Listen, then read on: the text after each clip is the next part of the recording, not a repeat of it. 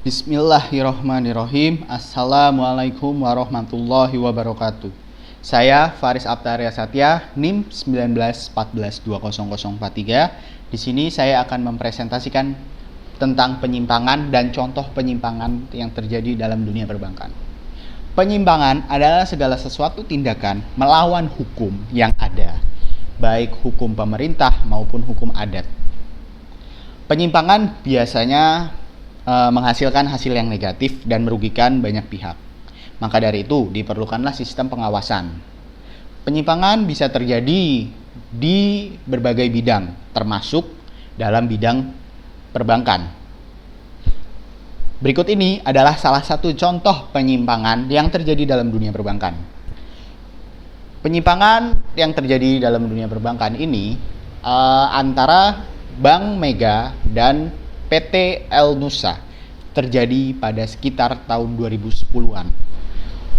Kasus ini bermula ketika PT El Nusa menyetorkan dana deposito untuk deposito kepada Bank Mega cabang Jababeka Bekasi pada tahun 2009. Dana itu disetor sebesar 160 miliar. Pada awal 2010, tepatnya Maret 2010, PT El Nusa mengambil uang depositonya yang ada di Bank Mega. Itu sebesar sekitar 50 miliar. 50 miliar ini menyisakan dana deposito yang ada sebesar 111 miliar. Pada akhir 2010 dilakukannya audit oleh pihak perusahaan El Nusa, bahkan menggandeng dari pihak eksternal. Dalam hasil audit tersebut itu disimpulkan bahwa semua dana yang disiapkan untuk deposito El Nusa itu semua diserahkan untuk dikelola oleh PT Bank Mega. Permasalahan muncul pada tahun 2011. Pada tahun 2011, PT El Nusa ingin mengambil dana depositonya yang sebesar 111 miliar ini kepada Bank Mega.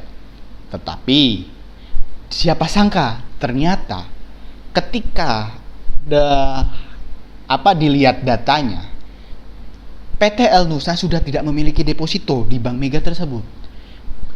Berdasarkan tracking data yang ada, bahwa disinyalir ada transaksi sebelum pihak manajemen datang ini untuk mencairkan dana deposito. PT El Nusa tersebut mencurigai adanya pengambilan deposito secara ilegal ataupun bahkan pembobolan atas akun deposito milik El Nusa di perusahaan Bank Mega. Kasus ini dibawa ke pengadilan. Pada pengadilan, kasus ini Mahkamah Agung selaku pengambil keputusan memutuskan menahan beberapa orang atau menetapkan beberapa orang yang salah satunya adalah Kepala Cabang Bank Mega Jababeka Bekasi dan Direktur Keuangan PT El Nusa. Mereka ditahan oleh pihak kepolisian, dijatuhkan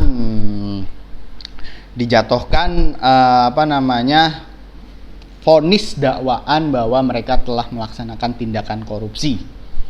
Selain dipenjarakannya beberapa orang tersebut, bahwa Mahkamah Agung juga melihat adanya pembobolan rekening terhadap akun PT El Nusa ini di dalam Bank Mega tersebut. Maka Hakim Mahkamah Agung menjatuhkan sanksi kepada Bank Mega untuk membayar uang yang dia terima dari PTL Nusa sebesar 111 miliar ini. 111 miliar ini nih ditambah dengan bunga 6% per tahunnya. Dan kalau dari kasus ini kita belajar bahwa setiap tindakan penyimpangan pasti memiliki resiko yang ada di dalamnya. Nah, apa saja risiko yang dimiliki, yang didapatkan oleh Bank Mega dari kasus ini? Pertama, citra bank itu sangat terganggu. Pada tahun 2010, banyak nasabah Bank Mega menarik kembali uang depositonya dan berpindah kepada bank yang lain, sehingga dari perilaku nasabah berikut itu menyebabkan resiko yang pertama, ketidakpercayaan lagi masyarakat terhadap Bank Mega saat itu ya. Terus habis itu yang kedua adalah resiko likuidasi yang terjadi yang terjadi dalam perusahaan tersebut. Dari mana resiko likuidasi itu bisa terjadi? Karena ketika uang nasabah diambil oleh para pihak nasabahnya, apa yang terjadi? Bank Mega akan kekurangan modal. Bukan kekurangan sih, modal yang bisa dilaksanakan sebagai bahan operasional atau modal operasional itu terhambat dan berkurang, kan akhirnya menyebabkan bahwa perkembangan Bank Mega di Indonesia jadi terhambat karena kasus tersebut.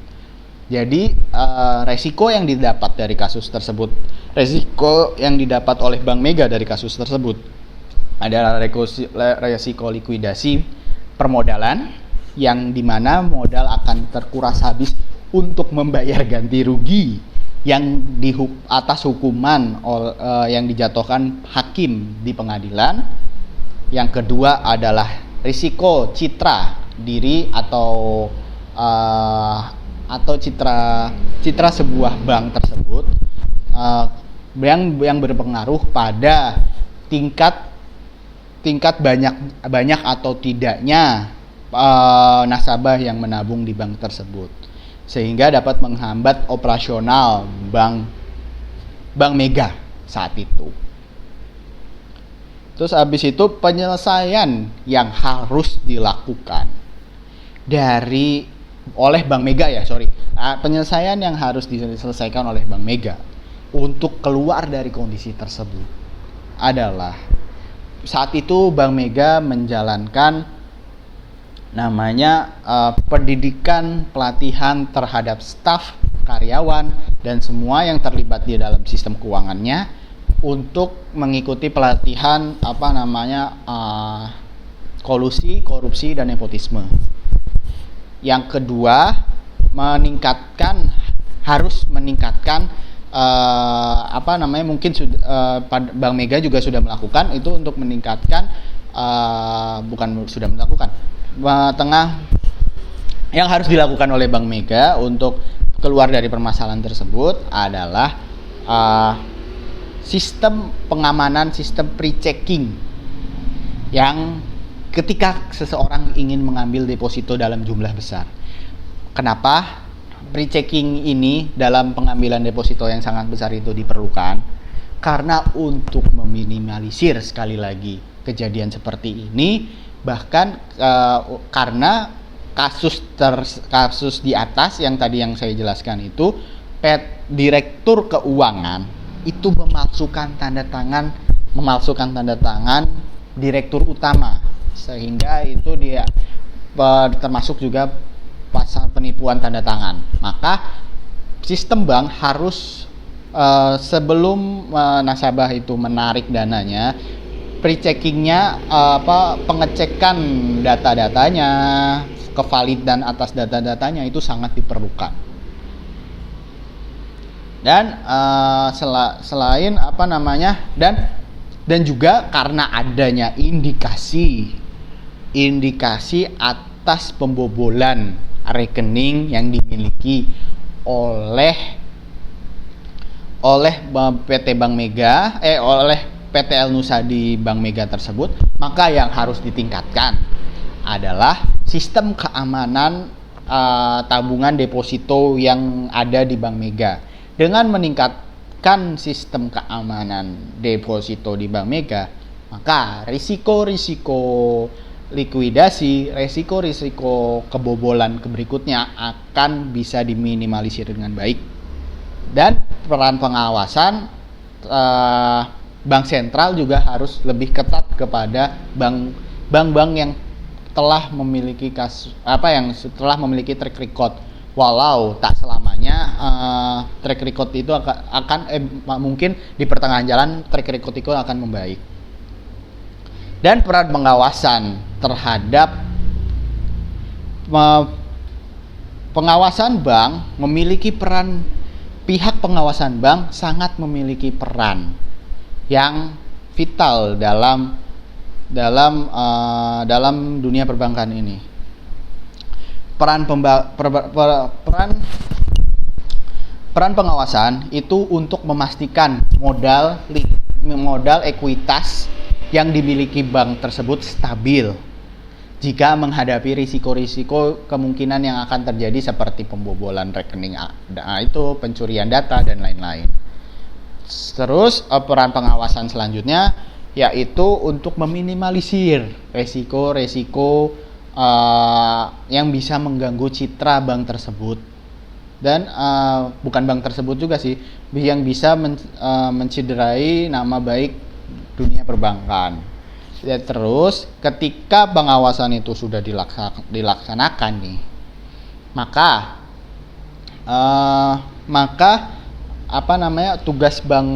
tugas pengawasan bank itu mengawasi juga nih tingkah laku perusahaan-perusahaan perbankan dalam melaksanakan prosedur operasionalnya. Sehingga dengan terawasinya semua kegiatan di perbankan, dunia perbankan akan jauh lebih maju, lebih pesat, dan banyak nasabah baru yang berdatangan dari referensi nasabah sebelumnya untuk menambah ekuitas atau menambah kepercayaan seseorang untuk menabung dalam dunia perbankan. Sekian mungkin penjelasan dari saya, Faris Abta Arya Sehatya, NIM 1914-20043, kelas PBS semester 4B. Mohon maaf jika ada salah-salah kata dan banyak kekurangan. Kurang lebihnya mohon maaf. Wabillahi taufik wal hidayah. Wassalamualaikum warahmatullahi wabarakatuh.